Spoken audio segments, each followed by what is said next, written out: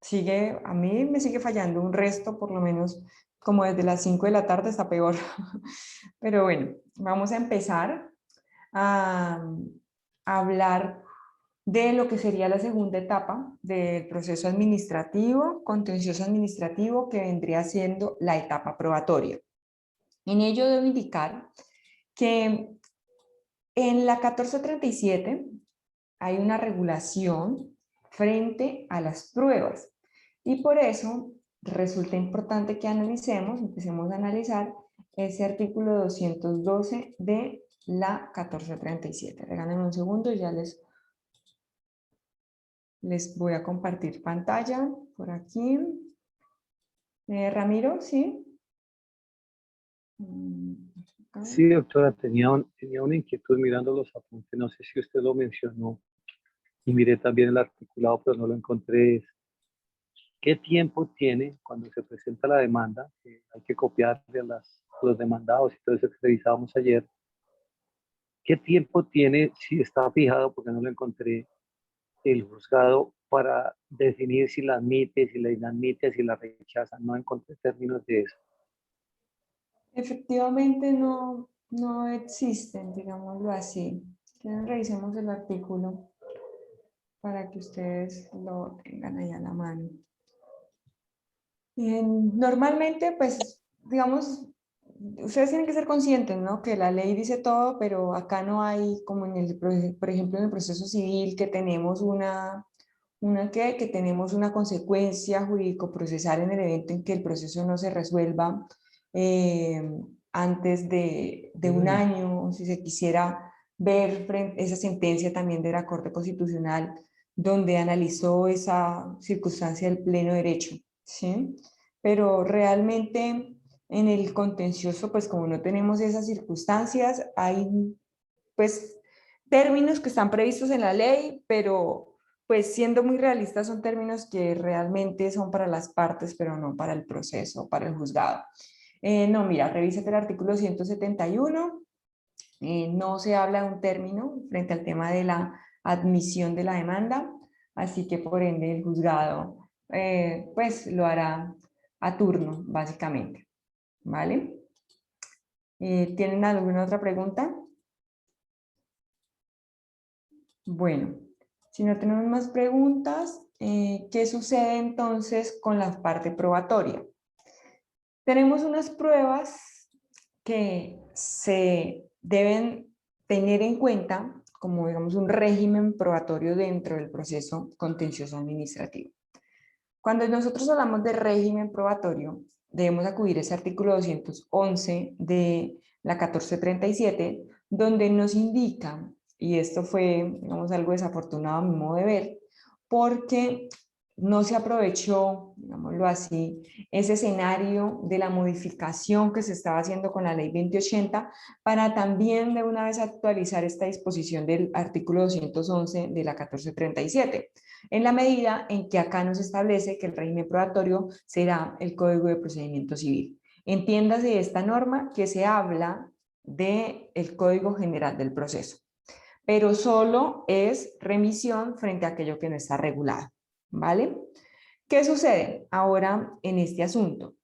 Hay unas oportunidades procesales para atender a la solicitud de pruebas. Entonces, ayer ya revisábamos, hay una solicitud probatoria que se puede hacer en primera instancia y en esa primera instancia se puede hacer en la demanda, en la reforma de la demanda, solicitud de pruebas, en el traslado de las excepciones que se hiciera por parte del juzgado, las excepciones, y tienen que tener íntima relación con las excepciones propuestas por la parte demandada.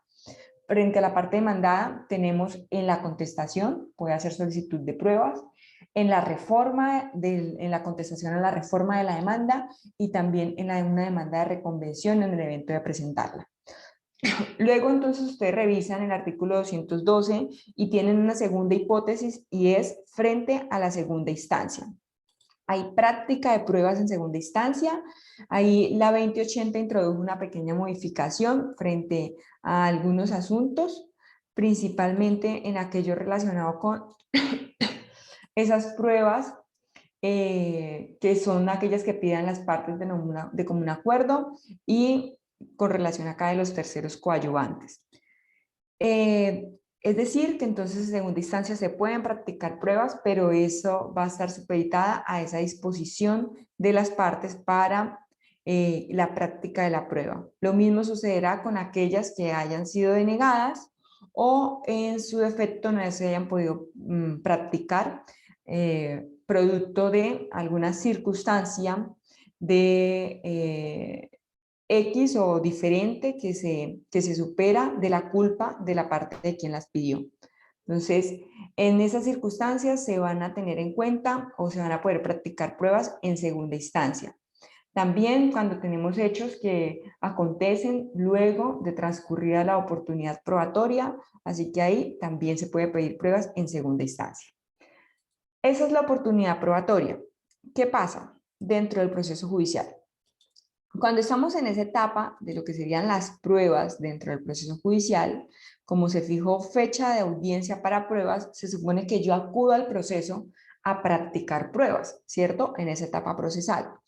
Una vez practicadas las pruebas, se va a ordenar correr traslado de alegatos por escrito o en su defecto, y aquí tiene esa posibilidad el juez, es quien lo define, va a fijar fecha de audiencia de alegatos y juzgamiento.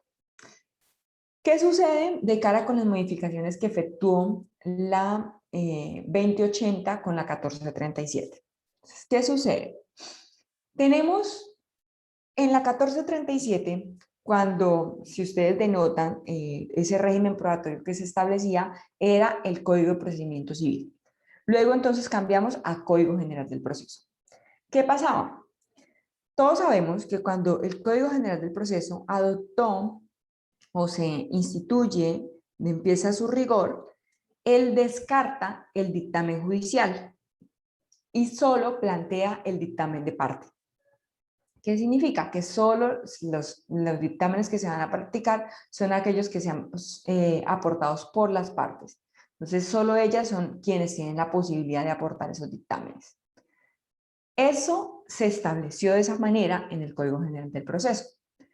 ¿Qué pasaba en la 1437? Que como hacía remisión a ese Código de Procedimiento Civil, nosotros acá de manera especial establecimos el dictamen judicial y el dictamen de parte. Nosotros tenemos en la 1437 un sistema dual de dictámenes periciales, el dictamen judicial y el dictamen de parte. ¿Qué significa que sea un dictamen judicial? Que allí se solicita al juez y el juez es quien decreta, quien designa el perito, quien determina varias circunstancias alrededor del peritaje, como su posición y demás, y ese perito va a resolver el interrogatorio que se le formulare para rendir su interrogatorio. A diferencia del dictamen de parte, acá no es solicitado al juez y el juez no es quien lo designa, sino que ya la parte directamente es quien lo allega al proceso. Bueno, ¿qué sucedió entonces cuando se elimina de la ecuación el Código de Procedimiento Civil? Empieza a regir el Código General del Proceso. Cuando nosotros entonces acudíamos al Código General, no existía una norma relacionada con el dictamen judicial, pero el Código Contencioso sí tenía ese dictamen judicial establecido y previsto. Así que empezó a generarse, o se generó más bien, un vacío legal con relación al dictamen judicial, porque ya las normas del Código de Procedimiento Civil pues no estaban rigiendo. Entonces, en ese vaivén de situaciones, ¿qué sucedía y qué empezaba a acontecer? Pues quedaba mutuo propio realmente el juez la manera en cómo iba a buscar la aplicación de esa prueba pericial. Y entonces, para superar ese escenario, la ley 2080 trae una regulación con relación a esa prueba pericial. Y entonces, acá, ¿qué sucede?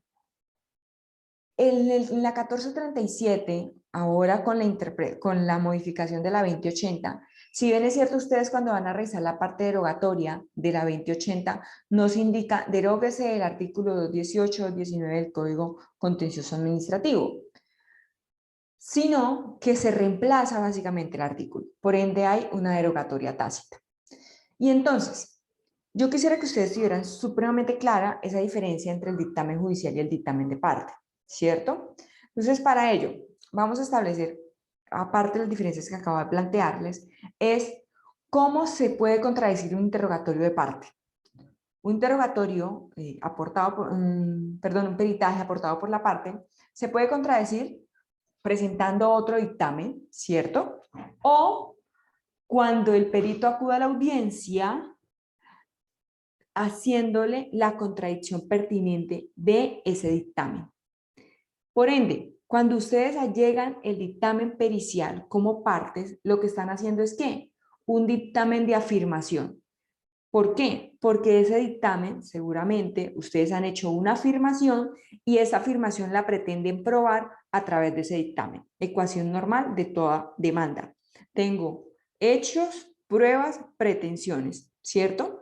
Entonces, partiendo de esa estructura lógica, hablamos que cuando yo hago un dictamen de parte, lo que estoy haciendo es ¿qué?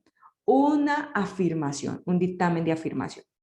Y entonces, ¿qué pasa frente a mi contraparte? Ella como me lo va a contradecir de dos formas, ¿cierto? Presentando dictamen o interrogando a mi perito en la audiencia. Allí, ¿qué pasa? Ahí ella, si presenta un dictamen, va a presentar un dictamen de contradicción. Y entonces, ¿qué sucede con ese dictamen de afirmación? Va a tener que tener la capacidad de superar esa contradicción. Si se supera esa contradicción, es porque llegó o llevó al juez a su convencimiento. Bueno, entonces, como la 1437 contempla específicamente que vamos a tener ese sistema dual de dictamen judicial y del dictamen de parte, establece una regulación con esa modificación de la 2080 un tanto parecida a lo que sería un dictamen de oficio, regulado por el Código General del Proceso. Y entonces nos establece en este dictamen judicial o también aportado por la parte, no lo lleva a unas modificaciones que son bien trascendentales. Y acá ustedes la pueden empezar a observar. ¿Qué sucede? Cuando se hace un dictamen aportado por la parte, aquí ustedes pueden avisorar la diferencia en las circunstancias que se han venido dando. Entonces, tengo frente a la presentación de dictámenes por partes, se reemplaza totalmente ese artículo 19, 219, y empieza a regir este artículo 55 de la 2080 que modifica ese artículo 219. Entonces, nos indica acá la práctica y contradicción del dictamen pericial solicitado por las partes. Cuando el dictamen pericial sea solicitado por las partes, su práctica y contradicción en lo no previsto en esta ley se regirá por las normas del dictamen decretado de oficio del Código General del Proceso. ¿Sí ven? Sí denotan cómo ya entonces se empieza a hacer una remisión mucho más expresa frente al Código General del Proceso. Y entonces, a renglón seguido nos indica, en la providencia que decrete la prueba, el juez o magistrado ponente, acá, ponente, la señalará al perito el cuestionario que debe resolver conforme a la petición del solicitante de la prueba. Y entonces allí, como ese artículo 219, que fue modificado por esa ley 2080, nos está diciendo, venga, usted, ¿cómo va a practicar ese dictamen judicial? Recuerden, no dictamen de parte, no aportado por la parte, sino dictamen judicial. Entonces, cuando estamos hablando de ese dictamen judicial, me lo asimila a las normas que regulan el dictamen de oficio previsto en el Código General del Proceso. Y entonces, ¿qué sucede en este asunto? ¿Cómo busca, digamos, aproximar y efectuar una contradicción de las pruebas cuando éstas han sido judiciales o son dictámenes judiciales? Entonces acá se soluciona estableciendo un trámite de contradicción en audiencia. ¿Eso qué implica? Que entonces se deriva de la lectura de la norma que la parte, el juez, perdón, va a designar al perito y el perito va a tener que resolver un cuestionario. Acá hay un asunto que la norma, a mi modo de ver, es un poco desafortunada, porque establece conforme a la petición del solicitante de la prueba. Y acá esto se debe interpretar, no es conforme a quien solicitara la prueba, sino también puede ser frente a su contraparte, porque sencillamente la contraparte pudo en su traslado de excepciones, en su traslado de demanda, presentar unas excepciones, solicitar la misma prueba que está solicitando la parte demandante, pero a llegar a un nuevo cuestionario. Entonces la norma debemos verla frente a esa comunidad probatoria, indicando que la prueba es del proceso más no de las partes. Y en ese orden de ideas, no va a ser solo el interrogatorio de la persona que está solicitando la prueba, no solo ese cuestionario, sino también el cuestionario de quién, de la otra parte demandante o de todas las partes que hagan o que participen dentro del proceso, porque de eso precisamente se trata la contradicción. Y entonces, este artículo 55 nos lleva, una vez se rinda el dictamen, este va a permanecer en secretaría por 15 días. ¿Para qué? Para que las partes lo conozcan el dictamen. Así que por lo menos por 15 días las partes van a tener la posibilidad de analizar ese dictamen. Y entonces allí la parte va a poder hacer, por ejemplo, contratar una persona que le haga una asesoría para ella luego llegar a la audiencia y contradecir el dictamen pericial. ¿Sí ven? Y aquí hago la anotación.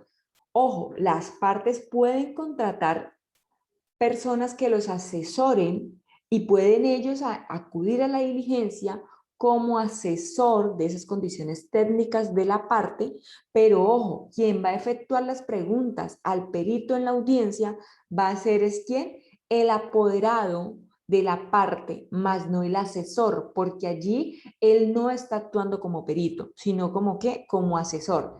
Piensen ustedes que básicamente ese asesor lo que está haciendo es soplándole las preguntas a la parte o a ese apoderado que deba formularle a ese perito en virtud de qué? De contradecir su dictamen pericial. Entonces tenemos una primera regla que se deriva de este artículo que es las partes deben conocer previo a la diligencia, por lo menos por 15 días previas a la diligencia de pruebas, ese dictamen pericial. Y entonces nos indica esta posibilidad, o es la finalidad de esta, es generar la posibilidad a la parte demandante de que se estructure su argumento y pueda llegar a la audiencia a interrogar al perito. Así que esa contradicción solamente se surte o se realiza en la diligencia. Y entonces, ¿qué sucede en este caso? En este caso, cuando nosotros seguimos con la lectura de la norma, ¿cierto? Nos indica que si, de acuerdo a lo que está establecido, el término mencionado, es decir, los 15 días previos que debe conocer AM, ese término puede ampliarse por el plazo que requiera la entidad pública para contratar asesoría técnica o peritos para contradecir el dictamen. Entonces aquí esto genera una circunstancia poco beneficiosa para el proceso. ¿Por qué? Porque cuando me dice se va a poder ampliar a solicitud de la entidad pública para contratar una asesoría, hay una deficiencia importante dentro de la ley, y es ¿cuál? Que no me establece el plazo máximo que se le va a poder conceder a esa entidad pública para poder contratar esa asesoría técnica. Y entonces cuando no me dice el plazo, pues va a dejar entonces a la intemperie de la parte, en este caso de la entidad pública, el término, ¿cierto? Y entonces si eso aconteciera, va a existir una desigualdad de armas dentro del proceso. Por ende, esta norma muy seguramente va a ser objeto o podrá ser objeto de análisis constitucional porque puede llegar a vulnerar el derecho a la tutela judicial efectiva y a garantías judiciales previstos en la Convención Americana. ¿Cuál es la solución más próxima que se puede encontrar frente a esa ampliación del plazo que requiera la entidad pública? Que quien determine ese plazo sea el juez. Y entonces ahí, de acuerdo a esas facultades de direccionamiento y como director del proceso, él va a poder adoptar un término que considere prudente para que la entidad pública contrate esa asesoría técnica. Pero deberá dentro del proceso establecerse un término como límite para que la entidad pública presente o contrate esa asesoría. Ese es el primer comentario frente a esa parte de la norma. Luego entonces encontramos que la misma norma nos indica para que la entidad pública contrate una asesoría o peritos. Y esta partecita también es bastante desafortunada. ¿Por qué? Porque cuando la norma a mí me habla que yo estoy presentando un perito, esa ya no es la oportunidad procesal para pretender contratar a un perito, más aún porque esto debe estar sometida a la regla previamente establecida, que es la de los 15 días. Entonces, si me habla de peritos, es como si quisiera, o digamos que se puede inferir que ese perito entonces va a poder llegar a la diligencia sin siquiera haber aportado o haber llegado su dictamen pericial previo a la audiencia, porque se supone que este plazo que se le va a conceder es precisamente ¿para qué? Para contradecir el dictamen. Así que esa interpretación de la norma debe verse solamente frente a esa asesoría técnica, que insisto, ahí cuando se contratan esas asesorías técnicas por parte de las entidades públicas o de las partes, ¿es para qué? Para que les soplen las preguntas, más no es para que ese asesor técnico efectúe e interrogue al perito dentro de la audiencia. Esa es una circunstancia que es sumamente importante y que deberá establecerse un tiempo por lo menos razonable para que esa entidad pública resuelva esa situación de contratar sí o no a una persona que pueda asistirlo o asesorarlo técnicamente frente al peritaje. Ahora, frente a los gastos que se establecen, bueno, previo a ello, ¿qué sucede cuando el dictamen pericial fue rendido por una autoridad pública? Piensen ustedes, por ejemplo, cuando estamos hablando Instituto de Medicina Legal, ¿cierto? Entonces, en ese caso, se hace una remisión en el artículo 228 del Código General del Proceso. Y acá hay una excepción para que la prueba, ese dictamen judicial, se practique y se contradiga. Y es que aquí no se va a hacer entonces por audiencia, sino que se va a hacer por escrito. Y de ese dictamen se le va a correr traslado a la parte, a la contraparte, a las partes, para que ellas entonces presenten o solicitud de aclaración, complementación o en su defecto hagan una contradicción de ese dictamen en virtud de un nuevo dictamen. Bueno, entonces esa partecita es sumamente importante, pero solo se aplica cuando ha sido rendido por una entidad pública. Piensen en medicina legal. Frente a este régimen probatorio, de acuerdo a las derogatorias que tiene esta ley 2080, esto aplica desde su vigencia y solo en los procesos, o bueno, a partir de los procesos en que no se haya decretado pruebas. En los que ya se haya decretado pruebas, se sigue aplicando la 1437. En los que no, se aplica la 2080 o esa modificación que introduce la 2080. ¿Qué otra modificación introduce la 2080? Es lo relacionado con los gastos y los honorarios del perito. Entonces, ahí, ojo, esto hace parte del derecho procesal. Los gastos son al principio, antes de dictarse o de rendirse el dictamen pericial, y el perito va a tener que justificar sus gastos y reembolsar lo que le haya quedado luego de practicar el dictamen. Y los honorarios, que también está establecido en ese artículo 220, se fijan es al final, cuando ya ha rendido el dictamen, y ese auto que los fija va a prestar mérito ejecutivo y por ende entonces el perito, en el evento de no recibir el pago de sus honorarios, va a poder ejecutar a la parte que pidió la prueba en el evento de haber acontecido de esa forma. ¿Tienen alguna pregunta frente a este asunto, frente al tema del dictamen pericial con la modificación que introdujo la 2080?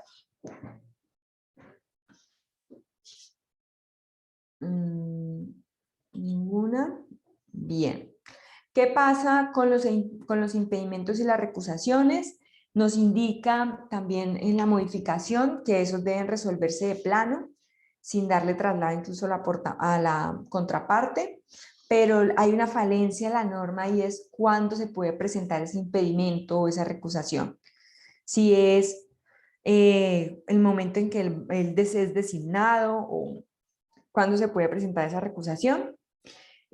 Como no lo dice la norma, dentro de la lógica del proceso, lo más sabio sería que sea en la audiencia inicial.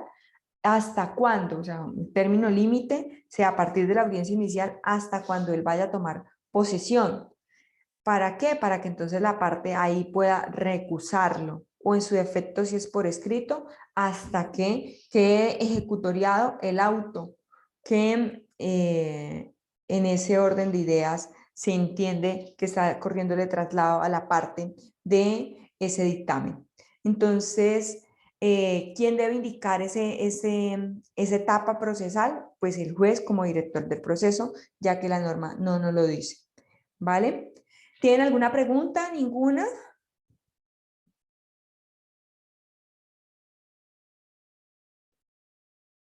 Ok, bien, acá no tenemos preguntas, no. Eso básicamente es frente a el tema de las pruebas. Entonces, una vez se agoten esa etapa probatoria, ya con las modificaciones que introdujo, que ya las acabamos de ver, entonces nosotros llegamos a lo que sería ese dictamen pericial. Se ordena, entonces el juez va a tener dos opciones. Uno, o fijar fecha de audiencia de alegatos y juzgamiento, o dos, va a fijar fecha, a ordenar que se presenten los traslados de alegatos por escrito y asimismo va a proferir su sentencia. Por ende, esta audiencia de alegatos y juzgamiento puede que no se realice dentro del proceso. Puede que esa audiencia de alegatos de juzgamiento se suprima dentro del proceso porque el juez considera que los alegatos se pueden presentar por escrito. ¿Y cuánto es el término para presentar los alegatos? Son 10 días. Téngase ahí, es importante que se tenga en cuenta que en la práctica normalmente se está dando esta etapa, o sea, normalmente la etapa número 3 se supera. Normalmente la etapa número 3 no lleva a, no tiene un efecto útil en la práctica, ¿no? No quiere decir pues que no se pueda realizar, obviamente sí, y demás, pero es una circunstancia que en la práctica no ha tenido mayor eco, ¿vale? Bueno, una vez entonces el juez ordena el traslado de alegatos, sea o porque fije fecha de audiencia para que se presenten los alegatos y él va a dictar sentencia entonces oral, o para que se corra traslado de alegatos por escrito. Entonces, ¿qué sucede? Se pasa a la tercera etapa del proceso, que sería la etapa de juzgamiento o de sentencia. Entonces, si se llega a la etapa de juzgamiento, acá se le va a conceder a las partes 20 minutos cada uno para que presenten sus alegatos y ahí el juez va a dictar sentencia oral. Aquí es importante que tengan en cuenta, la 1437 antes no lo establecía como un deber realmente que el juez pudiera dictar o que debiera dictar esa sentencia de manera oral. Hoy por hoy la 2080 ya lo establece como un deber del juez dictarla, pero deja la ventanita abierta en que en el evento en que no pueda dictar sentencia oral, entonces el juez va a indicar el sentido de la misma, va a indicar el sentido de la sentencia y en ese evento entonces deberá dejar constancia de por qué no fue posible dictar la sentencia oral. De esa manera entonces se establece la sentencia. ¿Cómo se puede notificar esa sentencia? Entonces, esa sentencia o se notifica por estrados o se notifica a través de correo electrónico, es decir, notificación electrónica, entiéndase personal, a las partes. En ese caso, entonces acudimos al artículo 247 del Código Contencioso Administrativo y nos indica, aquí ya se dejó claro, en ese artículo 247, ¿cuántos días tiene la parte para presentar apelación? 10 días, sin importar si la sentencia fue escrita o en audiencia. Es decir, yo puedo acudir hoy a una audiencia y en esa audiencia se puede dictar sentencia y yo no tengo la obligación de presentar ahí mismo mi recurso de apelación, sino que dispongo de 10 días para presentar el recurso, para interponer el recurso de apelación. Y luego de haberse interpuesto entonces el recurso, solo si las partes presentan el ánimo, entonces el juez, antes de conceder el recurso, va a ordenar va a fijar fecha de una audiencia de conciliación, pero esto está sujeto a que las partes se estén de común acuerdo, quieran llegar a ese escenario de conciliación. Y en ese momento, entonces, en el evento en que esto no ocurra, pues se va a conceder el recurso y se va a remitir al superior de quien conocerá entonces en segunda instancia. La norma nos establece cuándo yo puedo descorrer o pronunciarme frente a la apelación que fue propuesta por una de las partes, desde el auto que concede el recurso hasta que quede ejecutoriado el auto que admite el recurso por parte del tribunal. Entonces, o del Consejo de Estado, a partir de qué momento, del auto que concede hasta que el que admite. Hasta ese momento se puede entonces descorrer el recurso de apelación. Y entonces, como ya veníamos diciendo, como en segunda instancia se pueden practicar pruebas, en el momento en que se practiquen pruebas, solo en ese caso, entonces el juez va a ordenar correr traslado de alegatos. Solo si se han practicado pruebas, porque si no se han practicado pruebas, pues efectivamente no va a correrse traslado para que se corra traslado de alegatos. Eso es, digamos, lo que en términos generales establece frente a la apelación de la sentencia dentro del proceso. Ustedes pueden consultarlo en el artículo 247 con las modificaciones respectivas establecidas en la ley 2080. ¿Tienen alguna pregunta frente a este asunto?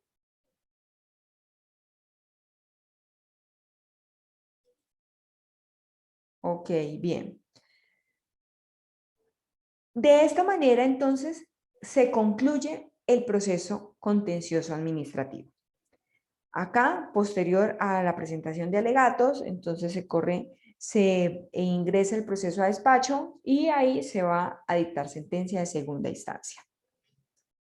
Hay unos asuntos que son convergentes dentro del proceso, que son los recursos, principalmente en las modificaciones que se introdujeron, los recursos frente al tema de los autos y la sentencia anticipada. Entonces, son dos temas que vamos a ver a continuación.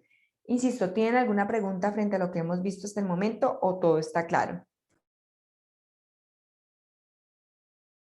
Ok, bien. Entonces, veamos frente al tema de los recursos. Esto está regulado por el artículo 242 del Código Contencioso Administrativo. Entonces, ya les voy a compartir pantalla frente al asunto. ¿Qué sucedió? Cuando nosotros acudíamos al 242 del Código Contencioso, nos indicamos, salvo norma legal en contrario, el recurso de reposición procede contra los autos que no sean susceptibles de apelación o de súplica. Es decir, establecía una limitación al recurso de reposición. Y su trámite y demás se va a regular por lo dispuesto en el Código de Procedimiento Administrativo. Hoy por hoy, ¿qué nos estableció la ley 2080? Nos dice, el recurso de reposición procede contra todos los autos, salvo norma legal en contrario. Y en cuanto a la oportunidad, se va a remitir al Código General del Proceso. Esa circunstancia es fundamental. ¿Por qué? Porque no se establece entonces un límite frente a ese recurso de reposición. Y como a mí me dice, acuda a lo regulado por el Código General del Proceso, aquí empieza un asunto que es bien interesante. Y es porque cuando yo acudo al Código General del Proceso, él me dice que el trámite del recurso de reposición contra los autos que dicta el juez o magistrado no son susceptibles de súplica. Eso me establece a mí el 318 del Código General. Me dice, en el trámite del recurso de reposición contra los autos que dicta el juez o magistrado sustanciador, no es susceptible el recurso de súplica. Pero cuando nosotros acudimos al 246, se van a dar cuenta que el recurso de súplica se puede interponer directamente o como subsidiario del recurso de reposición. Así que ahí hay una contraposición. ¿Qué norma prefiero? ¿El 318 del Código General o el 246 del Código Contencioso? Por sustracción de materia, el 246, porque es un asunto que está plenamente regulado por norma especial. Entonces ahí acudo a lo que establece el Código Contencioso Administrativo. Y entonces, ¿qué pasa frente a estos asuntos? Como ustedes pueden entonces denotarlo, tenemos dos tipos de recursos dentro del proceso contencioso. Tenemos un recurso de reposición de manera ordinaria, un recurso ordinario de reposición, apelación, queja y súplica. Son 4 los recursos ordinarios: reposición, apelación, queja y súplica. Esos son los ordinarios. Y tenemos unos extraordinarios que son el de revisión y el de unificación de jurisprudencia. Entonces, ordinarios, reposición, apelación, queja y súplica; extraordinarios, revisión más unificación de jurisprudencia. ¿Vale? Entonces, como tenemos allí una modificación de la manera en cómo se regula, ya el recurso de reposición, pueden denotar ustedes frente a lo que les establecía, con frente también a la procedencia cuando estamos alegando el tema de súplica, ya tenemos una diferencia con relación al artículo 242 y el artículo 61 de la ley 2080. Luego entonces vamos al recurso de apelación. ¿Qué pasa con el recurso de apelación? El recurso de apelación nos prevé la norma que ¿qué puede ser apelable? Las sentencias, ¿cierto? Y nos establecía antes, son apelables las sentencias de primera instancia de los tribunales y jueces. Hoy por hoy nos establece, son apelables las sentencias de primera instancia y los autos proferidos en la misma instancia. ¿Qué implica esto? Acá la consagración de esta norma es el pleno del reconocimiento de la doble conformidad. ¿Por qué? Antes hablábamos de apelación de las sentencias solamente en tribunales y jueces. Hoy hablamos también de primera instancia, pero no solamente de tribunales y jueces, sino que se entiende acá que es la aplicación y la lógica o armónica dentro del proceso frente a esas sentencias de primera instancia donde es procedente la doble conformidad, esa garantía de doble conformidad que está previsto para quienes: repetición en aforados y procesos disciplinarios en aforados. Acá en este artículo 243 modificado, entonces encontramos toda una cantidad de providencias, digámoslo así, que pueden ser apelables. Autos en estricto sentido, porque ya salimos de las sentencias. Entonces, ¿qué autos pueden ser apelables? Primera condición importantísima frente a este asunto. Nosotros acudíamos acá en el artículo 242 del CEPACA, acudíamos a esta normita que nos establecía los autos a que se refieren los numerales 1, 2, 3 y 4 relacionados en ese artículo serán apelables solo cuando sean proferidos por tribunales en primera instancia. Así que si eran proferidos por juzgados en primera instancia o eran proferidos por juzgado, no iban a ser apelables. Y eso de hecho era una posición que era fuertemente sentada por la jurisprudencia. Hoy por hoy, ¿qué nos dice, qué nos establece la norma? Acá ya no deja la limitación frente a los tribunales administrativos en primera instancia. Simplemente se establece que van a ser apelables estos autos y se suprime que sean solamente apelables los de los tribunales administrativos.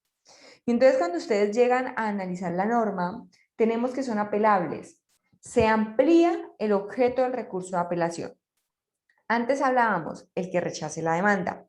Hoy por hoy se amplía el que rechace la demanda o su reforma y el que deniegue total o parcialmente mandamiento de pago.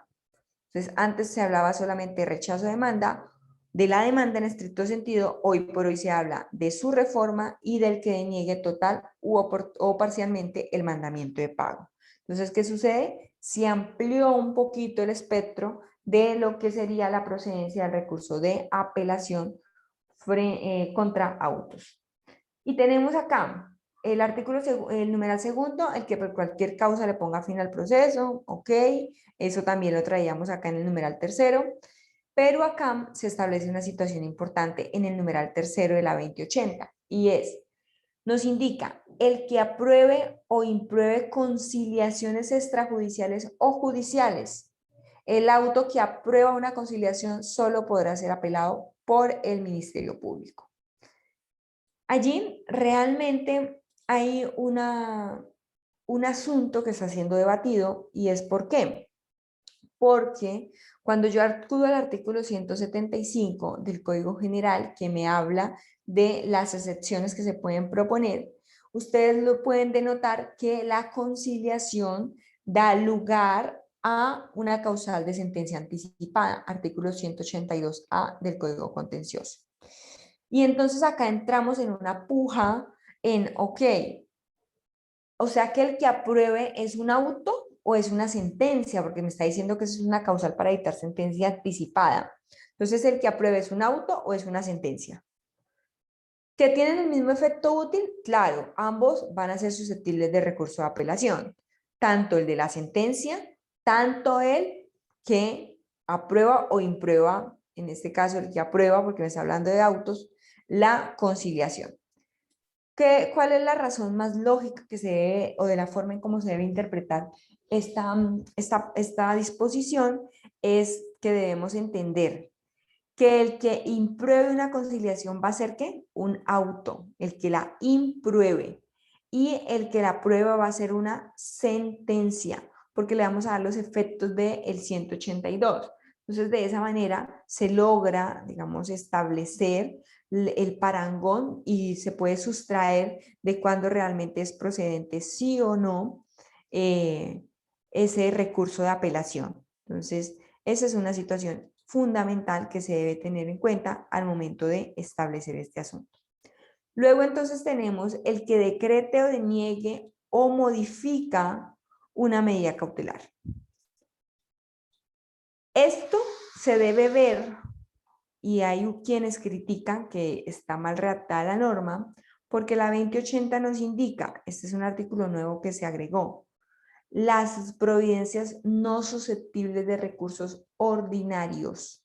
No son susceptibles de recursos ordinarios y nos indica las relacionadas con el levantamiento o revocatoria de las medidas cautelares. Acá nos decía en el quinto que eran apelables las que decrete, deniegue o modifique una medida cautelar.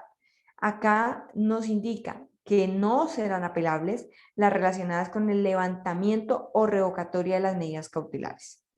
Si ustedes notan, son 3 circunstancias distintas, o 4 de hecho, que sería el que decrete, deniegue o modifique la medida. Decrete, deniegue o modifique la medida. Acá me dicen las que levantan, ¿ok? Levanta, está supremamente en oposición con el decrete, o la revocatoria de las medidas. Entonces algunos le han dado la interpretación en entender que ese auto que revoca la medida cautelar lo que está haciendo realmente es modificarla.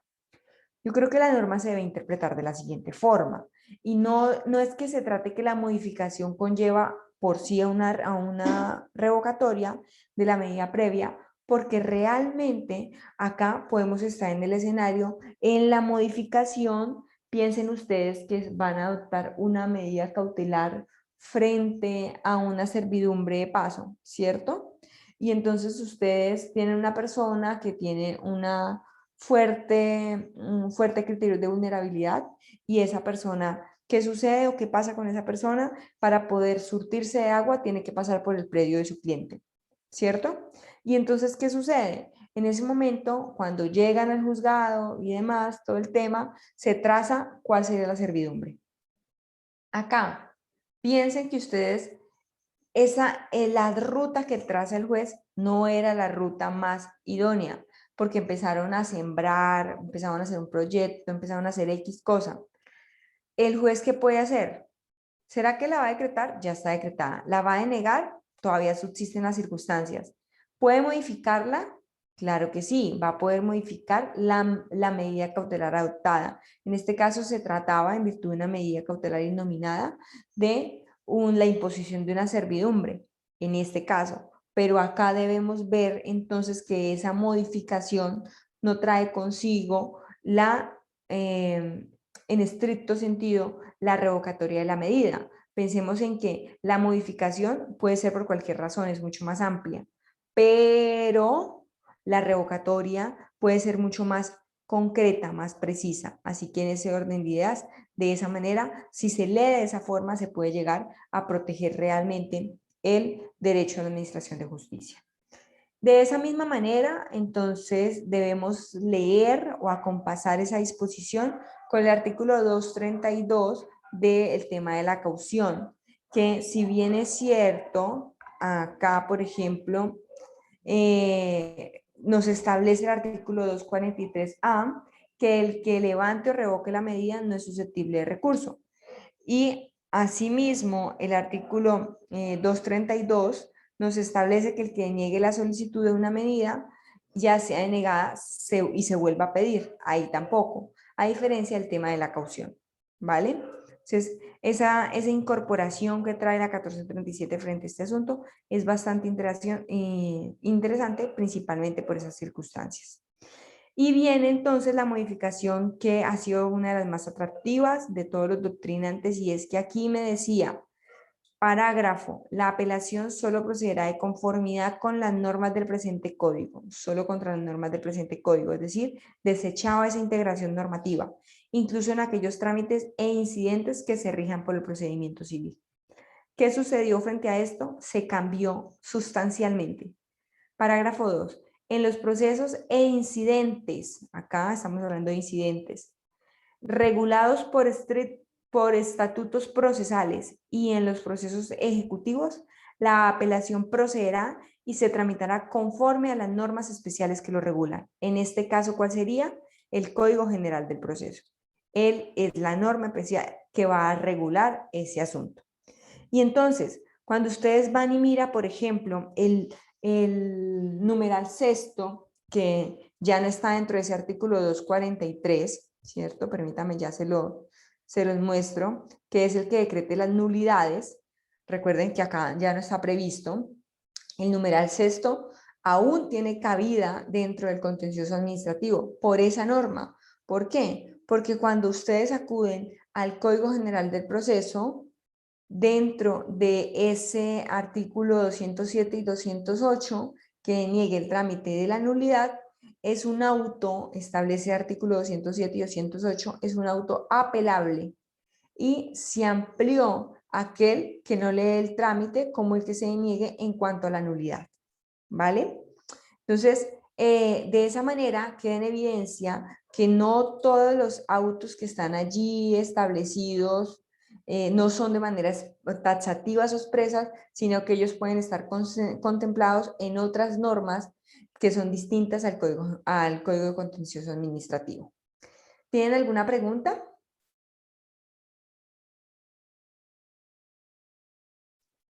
Sí, Brian, dime. Sí, doctora, buenas noches. Volviendo al tema del recurso de reposición, ubicándonos de pronto, a ver, ubiquémonos en el proceso de restablecimiento de derechos de niños, niñas y adolescentes. Ahí dice que el recurso de reposición, que a cualquier auto le cabe el recurso de reposición, a no ser que que la norma, digamos, especial en este caso, el proceso de restablecimiento de derechos, dicte otra cosa, ¿cierto? Entonces, el código de infancia y adolescencia dice que, digamos, el auto que fija fecha y hora para la audiencia de pruebas y fallo se notificará por estados, no dice absolutamente nada más. Entonces, en ese orden de ideas, yo debería interpretar de que ese auto, y yéndome entonces, porque como la norma especial no lo dice, me voy al código, al CEPACA, entonces a ese auto le cabría entonces el recurso de reposición y por lo tanto le tendría que dar ejecutoria para que le dé tiempo, digamos, a la parte de interponerlo. ¿Estoy equivocado o así funcionaría? No, así funcionaría, porque bueno, yo realmente desconozco el tema del sistema de restablecimiento de infancia y adolescencia, pero como la norma especial no te establece esas circunstancias, ¿cierto? Yo debo remitirme a la norma general, que sería el Código Contencioso Administrativo. Como la norma especial tampoco me lo prohíbe, cosa distinta, dijera que no sería procedente o no sería susceptible de recurso o no sería recurrible, ahí sería distinto, ahí sí no puedo acudir al CEPACA.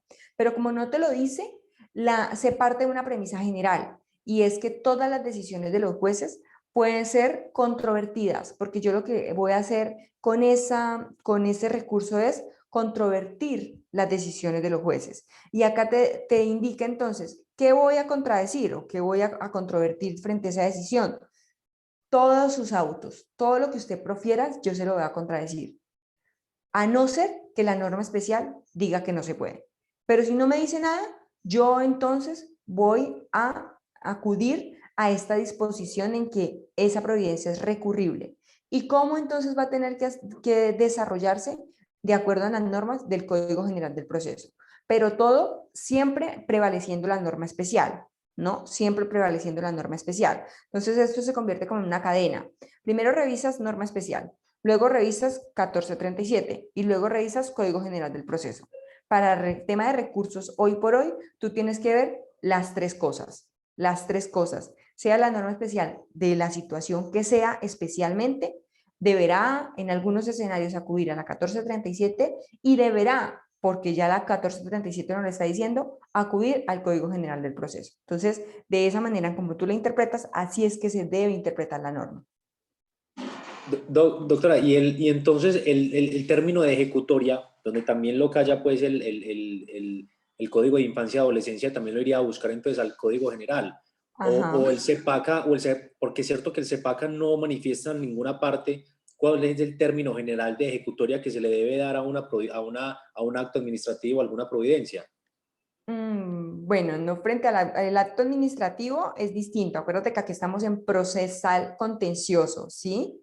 Entonces, si es el acto administrativo, yo recurro a esos términos que establecen frente al tema de ejecutoria una vez que se haya surtido el procedimiento administrativo. Acá estamos en el contencioso administrativo.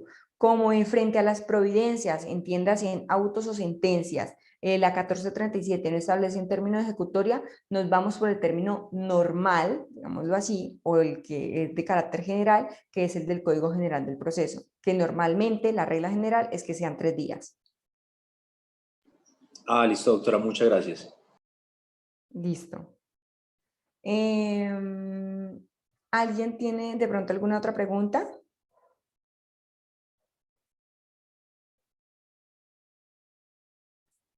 Ustedes, disculpen un segundito, yo voy a traer un vasito con agua, que he estado como un poco indispuesta de la garganta y ya estoy con ustedes, ¿vale? Entonces regálenme un segundito, ya regreso. 5 minutos también para que ustedes si gustan ahí puedan tomarse un espacio.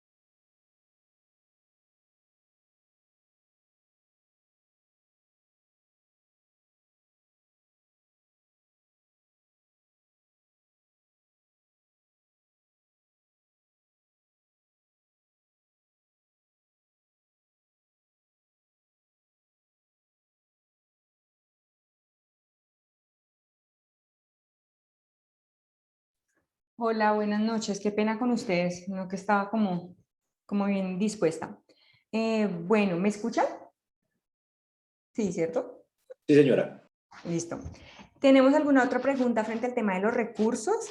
Este asunto, sobre todo frente a los apelables, es un poco complejo, pero siempre analícelo así en esa cadena que les acabo de comentar. Miren norma especial 1437 y código general del proceso, porque ese cambio de 180 grados que nos dio acá la 1437, antes nos decía la 1437, mire, independientemente de la norma especial, se tiene que atender a lo que yo regulo. Independientemente, hablo de norma especial, entiéndase, por ejemplo, el tema de incidentes frente a los recursos, ¿no? Pero entonces ahora nos dice, no, ya si hay algunas disposiciones, acúdase a esas normas que los están regulando. Entonces, por ejemplo, el caso de los incidentes, como no lo regula la 1437, lo vamos o se debe acudir a regularlo por el Código General. Entonces, esas circunstancias son bien interesantes para que ustedes las tengan en cuenta frente al tema de los recursos de los autos. De esa misma forma, entonces se establecen unos efectos frente a esos recursos, unos que son en efecto devolutivo y otros que son en efecto suspensivo. Suspensivo, todas las sentencias, básicamente, y devolutivo están establecidos que en principio la regla general es que se van a conceder en efecto devolutivo. Normalmente todos los autos que sean susceptibles del recurso. Una pregunta que siempre se ha hecho o que se da a propósito de esta modificación es si el efecto diferido aplica o no aplica frente a la concesión de los recursos. Y entonces recuerdan lo que les acabo de mencionar, que se debe acudir a la norma especial que regula el asunto. Si, por ejemplo, nosotros acudimos a la liquidación de costas, que está previsto en el artículo 446 del Código General del Proceso, allí, en el Código General del Proceso, ese artículo 446, frente a la liquidación de costas, me establece que ese recurso se va a establecer o se va a conceder, perdón, en efecto diferido. Así que, digamos que por esa integración normativa, debemos afirmar o podemos afirmar que el efecto diferido en los autos también se puede dar cuando se hace esa integración. Expresamente en el CEPACA no está, pero está establecida por la remisión que hace al Código General del Proceso. Bueno, Carlos, dime.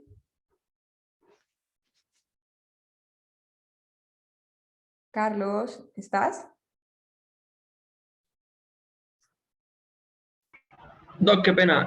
Sí, frente a la oportunidad de interposición de los recursos, ¿cuál es? En audiencia, escrito. No sé si ya lo hablas, es que se me trabó. Pues ahí depende, ¿sí? Entonces, por ejemplo, tenemos frente al recurso de apelación, ¿contra qué? Contra sentencia. Entonces, contra la sentencia va a ser dentro de los 10 días siguientes, independientemente en que se haya proferido por escrito o de manera verbal u oral en audiencia. Independientemente de ello, entonces se va a establecer que son 10 días, ¿cierto? ¿Qué sucede entonces frente al tema de los recursos? Todos van a atender al término de ejecutoria, que normalmente son los 3 días, en el entretanto que se vaya a dar una notificación por estado, o sea, por fuera de audiencia. Entonces serían 3 días, excepto en electoral, que allí se entiende que son 2 días. Pero si la providencia se dicta en audiencia, entonces se debe interponer y sustentar el recurso ahí mismo, en la audiencia, y ahí mismo se va a correr traslado a la parte para que ella se pronuncie frente al recurso que está siendo propuesto. ¿Vale? Entonces, de esa manera... Qué pena, es que no entendí. Es que me dijiste que frente a la apelación me dabas 10 días, pero que Pero frente a la sentencia. Frente a la sentencia, ok. O sea, tenemos dos providencias, ¿cierto? Entonces tenemos providencia, sentencia. La sentencia puede ser escrita o en audiencia, ¿cierto? Independientemente de que sea escrita o en audiencia, yo cuento 10 días para interponer el recurso y sustentarlo, ¿no? En esos 10 días, en sentencias. Ahora, ¿qué pasa frente a los autos? Si el auto es proferido en audiencia, va a ser su interposición y sustentación en la audiencia. Ahí mismo, el juez, ¿qué va a hacer? Va a correrle traslado a la contraparte para que la contraparte se pronuncie frente a ese recurso. Luego de que se pronuncia frente a ese recurso, el juez decide frente a la concesión del recurso. Entonces, concede el recurso en el evento que sea de auto, de apelación, recurso de apelación, o en su defecto decide si se trata de un recurso de reposición. ¿Vale? ¿Qué pasa con los que son fuera de la audiencia? Ellos se deben interponer y sustentar dentro de los 3 días siguientes. Dentro de los 3 días siguientes, porque se entiende que son notificados por estado. ¿Listo? Excepto el electoral, que en el electoral son 2 días. Allá no son 3, sino que son 2. ¿Y hasta cuándo yo puedo pronunciarme? Ese traslado que se hace en audiencia. ¿Hasta cuándo yo puedo pronunciarme? Hasta que se resuelva, frente a su concesión, y luego cuando llegue al superior él va a tener que resolver de plano la solicitud o el recurso que se haya sido interpuesto. ¿Más claro frente al tema de los términos, Carlos? ¿O alguna otra pregunta? Sí, no, gracias. Ok, vale, perfecto. ¿Tenemos alguna otra duda? De pronto por aquí, ¿alguien? Ok, listo. Bueno, ya eso es frente al tema de los recursos. De reposición y apelación, el tema de la queja, ustedes remitan en todo al Código General del Proceso, artículo 245, porque esa es la remisión que hace realmente el CEPACA. Entonces, el de queja, todo está regulado por el Código General del Proceso. Ahora, la otra circunstancia que converge dentro del proceso y que es nueva hoy por hoy son las sentencias anticipadas.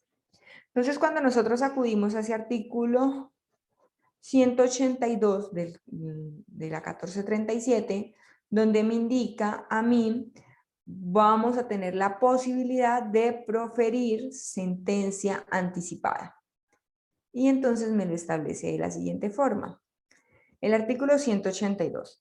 Realmente ese artículo 182 establece 2 hipótesis, digámoslo así. 2 hipótesis. Una hipótesis es que sea antes de la audiencia inicial y una segunda hipótesis es que sea luego de la audiencia inicial en cualquier estado del proceso. Entonces, antes de la audiencia inicial o por fuera de la audiencia inicial en cualquier momento del proceso. Entonces, ¿cuándo va a poder dictar sentencia anticipada el juez? Antes de la audiencia inicial. Nos indica la norma. Cuando se trate de asuntos de puro derecho, cuando no haya que practicar pruebas, cuando solo se solicite tener como prueba los documentos aportados por la demanda y la contestación y sobre ellas no se hubiera formulado tacha o desconocimiento. Acá el juez va a poder dictar sentencia anticipada incluso antes de la audiencia inicial. Y tenemos una cuarta causal, que es cuando las pruebas que sean solicitadas por las partes son impertinentes o inconducentes. Y frente a esto, vamos a ver cómo esto genera un asunto, digamos que de mucha controversia, y ya vamos a poner como esos casos que se derivan de ese artículo 182 y establecer unas posibles soluciones. Falta ver cómo lo resuelva la jurisprudencia, ¿cierto? Entonces, una vez que el juez determine que va a dictar sentencia anticipada, entonces él va a correr el traslado para alegar, de acuerdo al 181, que sería por escrito y serían 10 días para presentar alegatos. Y en ese caso, él va a proferir sentencia por escrito. O sea, no vamos a agotar todas las etapas que les expliqué de la audiencia de pruebas, de juzgamiento, sino que él se va a saltar todas esas etapas y llega netamente a la sentencia de manera anticipada. y se entiende entonces en este caso que él va a proferir una sentencia por escrito. Luego puede considerarse y puede pasar que de haber leído los alegatos de conclusión de las partes, él diga, reflexione y diga como, bueno, realmente sí, mejor voy a hacer la audiencia y voy a continuar con el trámite normal del proceso, puede hacerlo. Él puede ahí en ese momento, entonces podrá dejar sin efectos ese auto, entonces queda ordenado de traslado y va a fijar fecha de audiencia inicial y continuar con el trámite normal. O sea, aquí se dan unos poderes muy importantes al juez como director del proceso. Él es el que va a dirigir el proceso y es el que va a poder determinar exactamente todas las circunstancias para reacomodar, si quisiéramos verlo de esa forma, el proceso. Luego entonces tenemos un segundo escenario que es en cualquier estado del proceso. Y entonces a mí, cuando empezamos a hacer la revisión de qué sucede cuando sea o cuando puede existir sentencia anticipada en cualquier estado del proceso, cuando sea solicitada por las partes de común acuerdo o por iniciativa o sugerencia del juez. Se hace exactamente el mismo trámite de correr traslado de alegatos, tiene los mismos poderes que ya vimos antes.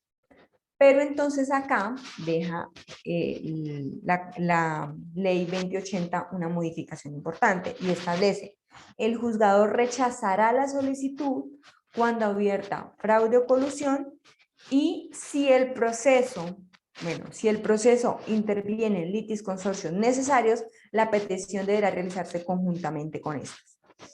En principio, digamos, uno diría la norma como, bueno, pues interesante, porque si tenemos unos litisconsorcios, pues vamos de suyo a entender que por qué es necesario, porque se entiende que son los que tienen una relación jurídico sustancial, ¿no? Y que a ellos son los que les van a afectar los efectos de la sentencia, en este caso una sentencia anticipada. Pero acá también se genera la controversia y es que no solamente la sentencia se va a dictar con relación a los litisconsorcios necesarios, porque podemos tener un proceso donde concurran litisconsorcios cuasi necesarios y litisconsorcios facultativos. Y si tenemos, por ejemplo, piensen ustedes en un llamamiento en garantía y las partes de común acuerdo deciden llegar a una sentencia anticipada, ¿qué va a suceder con ese llamado en garantía que se vinculó al proceso de manera facultativa y que se convierte en parte de acuerdo a lo previsto en el Código General del Proceso? ¿Qué va a suceder con él? Ese es un interrogante también que deja la norma. Ya profundizo frente al tema. Entonces, con ello se busca generar celeridad al proceso y pues con la aceptación que hace el juez de esa propuesta, algunos lo han llamado una oferta de sentencia anticipada, como una especie de oferta de revocatoria del acto, más o menos, se van a entender entonces desistidos todos los recursos que se hubiesen interpuesto contra las decisiones. Una tercera causal para interponer entonces, para decidir a través de sentencia anticipada es cuando el juzgador encuentre probada la cosa juzgada, la caducidad de la transacción. Esto debe verse de cara con el 172, donde nos indica que estas excepciones van a ser resueltas en la sentencia anticipada. Entonces, como pueden ser resueltas en esta sentencia anticipada, acá, pese a que este artículo no nos indica si se va a correr traslado de alegatos como lo ha hecho con los otros, debemos entender que sí, porque digamos que dentro de la integración que se hace en el mismo artículo, en este parágrafo, se indica que en la providencia que corra traslado para alegar, se indicará la razón por la cual se dictará sentencia anticipada. Entonces, este parágrafo le aplica también ese numeral tercero y pese a no decir frente al tema del traslado a alegatos, debemos entender que el mismo va a aplicar en ese momento.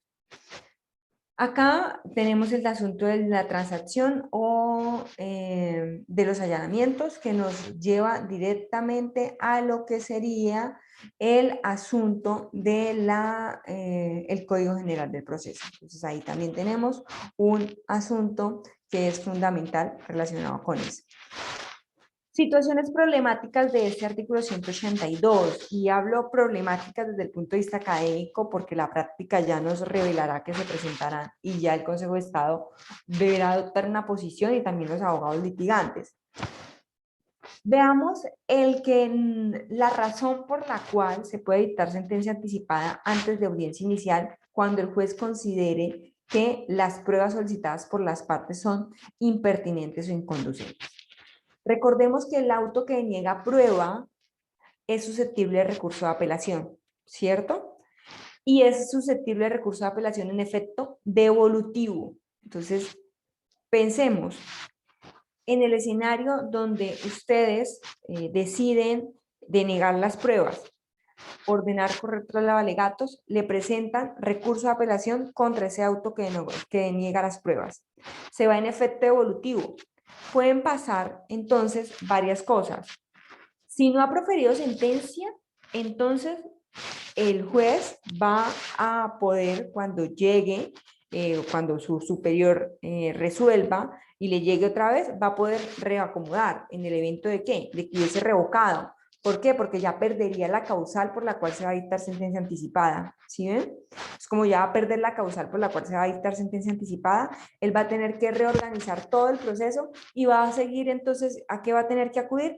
A el procedimiento normal, digámoslo así, al surtimiento de todas las etapas, que sería de la audiencia inicial, pruebas y juzgamiento y sentencia en el evento en que decida proferir sentencia en audiencia.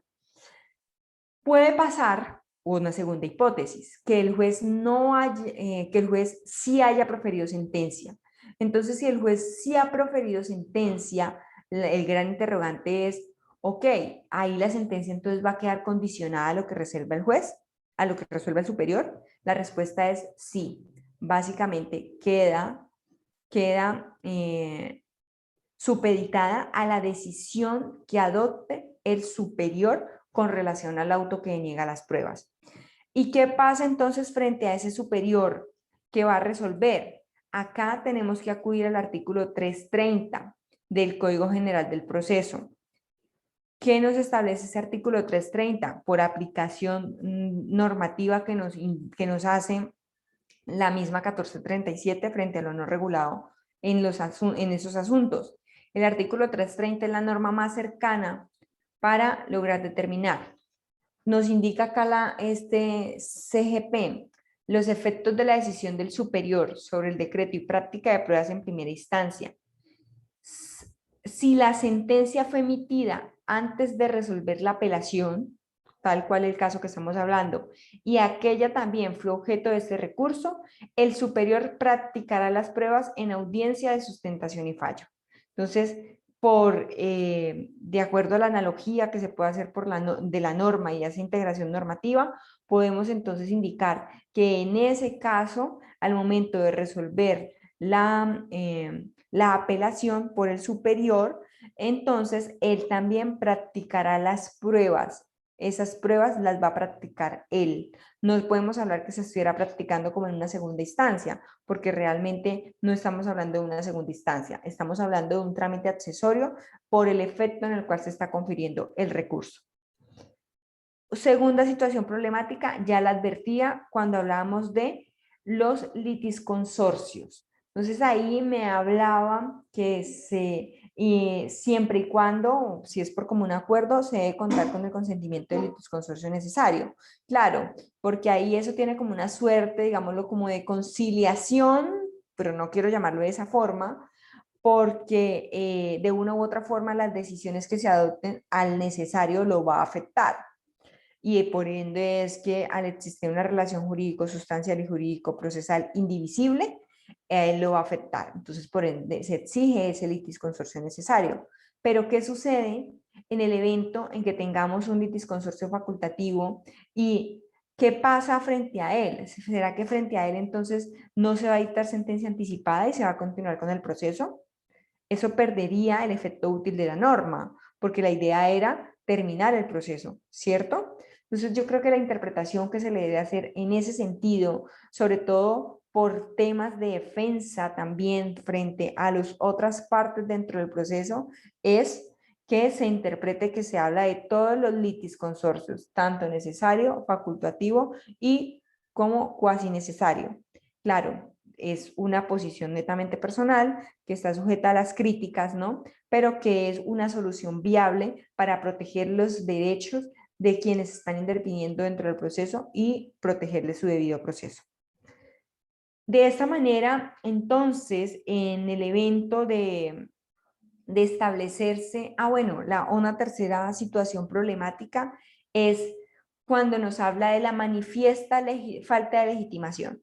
Entonces, un punto que la jurisprudencia tendrá que resolvernos frente al asunto es qué se entiende por esa manifiesta falta de legitimación, porque esa manifiesta pareciera ser que le estuviera como poniendo un adjetivo a la falta de legitimación en la causa. Entonces, se debe entender en principio que manifiesta, entonces nos indicaría que sea grotesca la falta de legitimación en la causa. Pero es una circunstancia que va a tener que ser resuelta por la jurisprudencia de la manera en cómo se vaya a aplicar dentro del proceso. Y aquí nos lleva a las mismas circunstancias y es, ok, frente a este asunto, ¿es la falta de legitimación en la causa de todos quienes intervinieron dentro del proceso, o solamente de quien la alega? Porque si es solamente de quien la alega y se llega a presentar, se dicta sentencia anticipada y la sentencia anticipada se presenta recurso de apelación, se concede en efecto suspensivo, automáticamente frente al trámite el juez va a perder competencia, ¿cierto? ¿Por qué? Porque ya va a quedar suspendida su competencia. Pero entonces, frente a ese caso, entonces podríamos estar en el evento en que deberá entonces la legitimación, esa falta de legitimación en la causa deberá ser predicarse de todas las partes. O bueno, en el mejor de los casos, si se aceptara que el proceso, que el juez no va a perder competencia y que va a continuarse va a continuar él con la competencia con relación a las otras partes, no será, por ejemplo, en el evento en que el juez de segunda instancia considere que esa manifiesta falta de legitimación realmente no existe, entonces, ¿qué va a pasar con la parte que luego llega al proceso nuevamente, ¿cierto? Y ya el proceso ha ido avanzando en sus etapas porque se supone que continuó. ¿Será que ahí no le va a vulnerar el derecho al debido proceso? Claro, evidentemente se lo va a vulnerar. Entonces, bajo esa óptica, esa norma también va a tener que ser, pues, interpretada por el Consejo de Estado en el mejor entender de cómo se puede resolver estas situaciones problemáticas que nos trae la norma y que de una u otra forma puede ser susceptible, para mí hay varias que pueden ser susceptibles de demandas de inconstitucionalidad por esas circunstancias. Por ejemplo, por lo menos va a tener que darse una sentencia modulada frente a qué significa esa falta de legitimación en la causa. Esa es segurísima que va a tener que darse una discusión, por lo menos por parte de la Corte Constitucional, relacionada con el asunto. ¿Tienen alguna pregunta, duda, algún comentario que quieran hacer?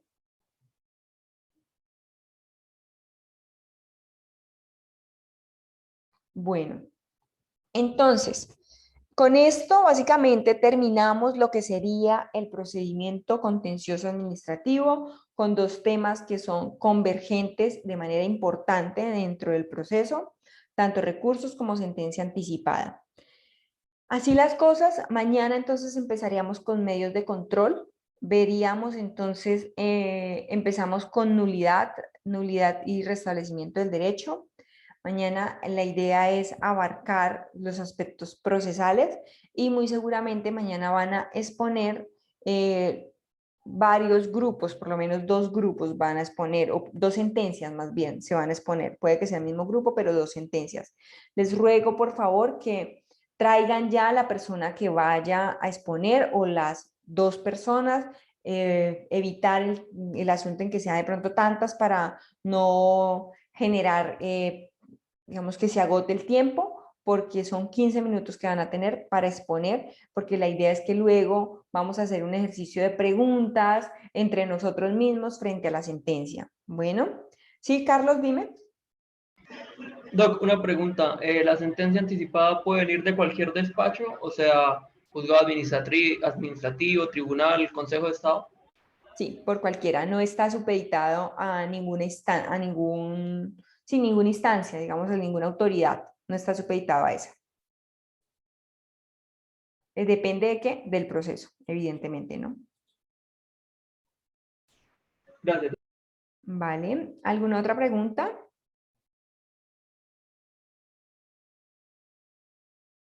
Bueno, si no tenemos más preguntas, podemos dejar ahí por la clase de hoy y nos veníamos entonces mañana. Porfa, les recomiendo el tema del tiempo para no tener que cortarlos. Bueno, entonces cuídense mucho. Chao, que descansen.